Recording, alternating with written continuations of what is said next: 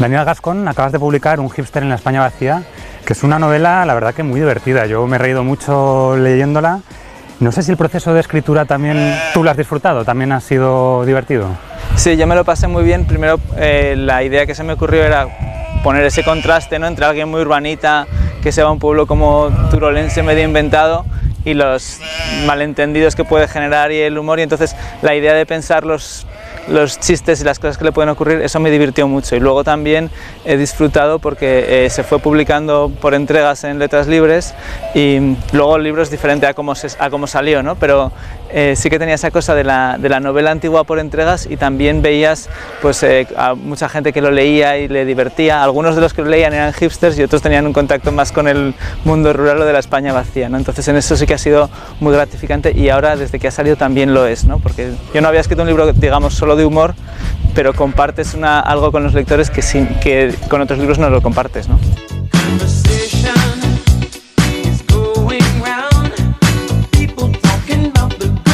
¿Qué te impulsó a dar el salto de a convertirlo en novela? Es decir, voy a hilvanarlos todos y voy a lanzar un libro. Sí, pues un poco crecimiento accidental. O sea, me pasó como al personaje que llega al pueblo y se acaba quedando a vivir.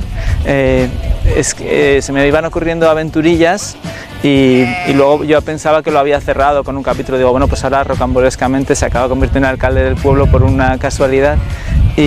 Pero descubrí que tenía un poco como un lugar, un microcosmos, ¿no?, que era como la aldea gala de Asterix, donde podían pasar todos los problemas, ¿no?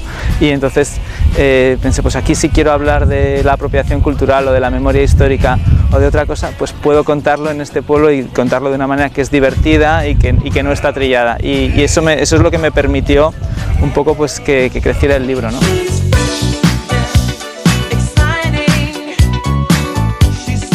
Has hablado que puede ser un pueblo perfectamente de Teruel. ¿Cuánto hay de experiencia personal en este libro? Quiero decir, tienes familia en Ejulbe, si no me equivoco, tu madre fue médico rural, de pequeñito ibais conociendo distintos pueblos, ¿no? Hay que conocer bien el mundo rural para poder hacer una novela como esta. Toda mi infancia era que los veranos íbamos a pueblos donde ya iba haciendo sustituciones cuando tenía plaza fija, y luego ya vivimos en varios pueblos, en Urrea de Gaén, en Cantavieja, en Iglesia del Cid, y en Ejulbe pues hemos tenido relación. Y luego yo viví muchos años también con mis abuelos, ¿no?, que venían del mundo rural, que es una forma de relacionarte a veces con las cosas concretas y un sentido del humor que es particular. Entonces, no de forma racional, pero pues sí que está allí, ¿no? Igual que a veces te inspiras en algún personaje que evidentemente pues exageras, y también metes, pues dices, pues sí, te acuerdas de uno del pueblo que estaba siempre, pero también de una película de Billy Wilder que había un personaje y lo agitas en la coctelera, ¿no?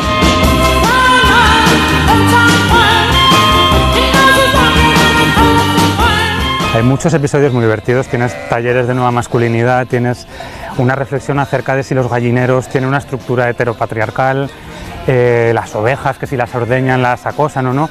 ¿Hay algún momento que digas, me estoy pasando de loco, esto está siendo ya demasiado? ¿Te has autocensurado alguna anécdota?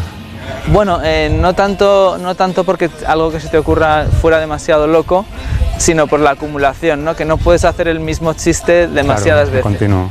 Pero sí que hay muchas referencias a temas actuales, ¿no? Porque por ahí aparece Greta Thunberg, Rosalía y demás.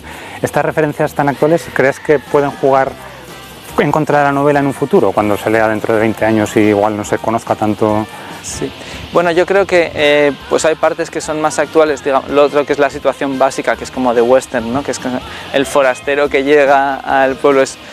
Hay unos conflictos que son bastante eternos, digamos, entre el campo y la ciudad, y luego, pues si son chistes solo basados en la actualidad, se acaban rápidamente, pero si también se sostienen con personajes y con un conflicto, casi te da un poco igual Greta Thunberg, que tengas claro el referente o no, porque dices, vale, pues es una niña que es un símbolo de un movimiento ecologista, y van y la secuestran y acaban en un pueblo de Teruel que la rescatan los del pueblo, ¿no?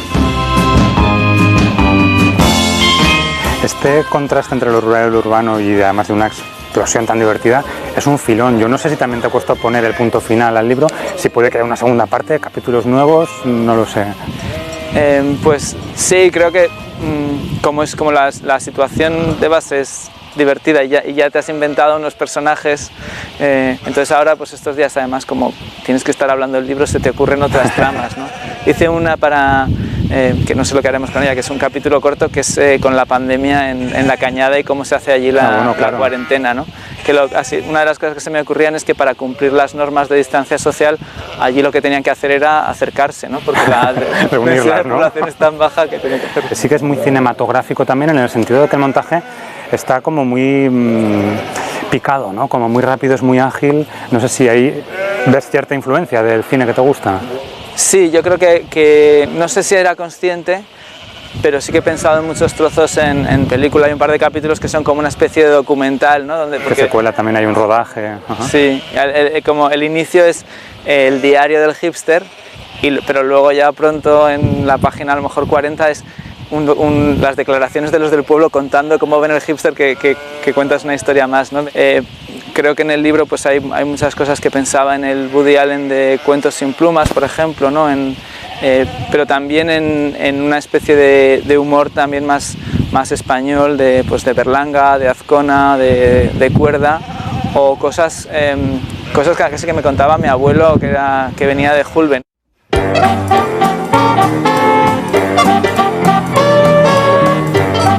En el fondo el personaje también aprende a adaptarse a la situación y a reírse un poco de sí mismo, ¿no? No sé si encuentra esa redención que va buscando, no por la vía del yoga y de lo que él tenía pensado, sino igual más por la humanidad, no sé. Este es como una especie de Quijote que en vez de irse a los campos para defender a las mujeres débiles y a los huérfanos, se va a cierta manera de como modernizar el campo y estas cosas, ¿no? Entonces él no es un enfermo de los libros de caballerías, sino de cierto discurso posmoderno, ¿no? Que además que es el de las buenas intenciones, como también el de las caballerías, ¿no? Sí. Pero que lo desconecta de la realidad. Pero también me gustaba, bueno, eso es como el choque, pero luego me gusta que se vaya como adaptando, a veces de manera un poco por malentendidos, por injusticias, como cuando de repente se convierte casi en un héroe local, porque con la chica de la que se enamora salvan el cuadro de la patrona, ¿no? Y entonces que más o menos él, sin dejar de ser él mismo, porque siempre es el hipster, pues se acaba adaptando a ese mundo y acaba convirtiéndose pues en un excéntrico más, como en el pueblo, que en los pueblos siempre hay muchos excéntricos. Y esa idea de la adaptación y de uno que no sabes bien cómo, pero le acaban saliendo las cosas más o menos bien, me gustaba.